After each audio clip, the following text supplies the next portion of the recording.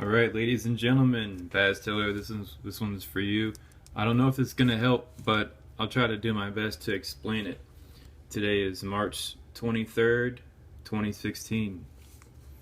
It all starts with Lindblad. Oh, you know what? I'm gonna show you what book I bought. I bought this for $1 at the local library. Voyage Through the Universe, and it says Galaxies. It's a Time Life book. There's a lot of good information in here. A lot of information establishment ignores. It's really great. It was written a while ago. But anyways, Lindblad, a spiral arm developed in the 1920s, but had no mechanism for their growth from radio galaxy. They didn't know radio galaxies existed back then. So you have the radio galaxy evolving, turning into a spiral, and why the additional arms? And this isn't a Halton Arp video I showed you, Baz. When you had the disruption from the ejected quasar, what that does is form another arm, and then you have galaxies with 3 arms. And I wrote, oh no, there, how is that possible? But this means we should find galaxies with 3 arms, and yes, we do. I've seen them. We have galaxies with 5, 6, 7, 8, 9 arms, and sometimes the arms just get so diffused that nobody can really tell if there are any arms anymore. It just becomes a big blob, like the Sombrero galaxy. If you should look that up. Sombrero? I don't know how to spell that, but anyways. Look that up. That's a very, very, very, very old galaxy. The younger ones have distinct spirals to them. And Lun Shu, these are the guys, these are Chinese Americans that were at Massachusetts Institute of Technology. Very brilliant gentlemen. I suggest looking up a lot of their work. They knew exactly what they were talking about. Density wave theory overviews how spiral 2 arms only maintain shape. Their density wave theory only went over 2 arms. And that's problematic because a lot of the galaxies we see have more than 2 arms, but bear with me here.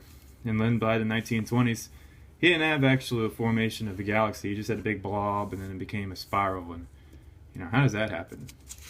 So obviously, 1920s, 40 years goes by. In the 60s, Lin Shu come around, the really intelligent fellows. They don't know how it starts off, but they'll go with the blob theory at first. Becomes a spiral, but they have it as a spiral with the density wave theory. This actually explains it. They did a good job. Good job. Good job, guys. Anyways, and why you have multiple arms? Questions here. Halton Arp comes around. This is another hell of a brilliant fellow. He says, well, you know what? This is how it starts. You have a spiral galaxy, okay? And then a quasar ejects, a young baby galaxy. And then, wherever the quasar gets ejected, that makes the dang mother galaxy form more arms. And then that ejected quasar goes and ejects matter bilaterally and becomes another galaxy. It's like it's a big continuum, which means there's no beginning to the universe, unfortunately. The galaxies are like oak trees, You have a tree. This is a really, really crappy tree. Okay, here the root system. Oh, it's a crazy root system.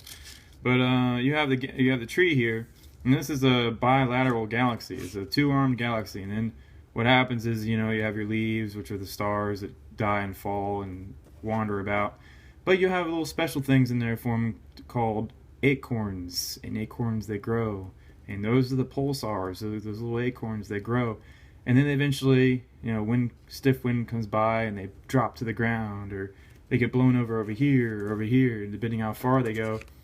And then, they take root and then they become a little baby tree with the bilateral configurations again. And they grow into a big tree again and they have their own little baby acorns drop. Before you know it, you have a giant forest of all these trees everywhere. Crazy, crazy. And that's exactly what galaxies do. Only the scale at which these things grow and die is currently beyond my imagination. They are so vast that I cannot imagine the size of a single galaxy. It's beyond me. But I can see one through a telescope. I can see one in pictures. But to actually comprehend how massive these things are and the kind of energies involved when these things, eject matter, it's just completely beyond me. I do not know how that actually works. But to visualize something, some sort of process similar to quasars ejecting these jets of matter called radio galaxies, that's something we can look at and wonder about. And I think that's good in itself. All right, later.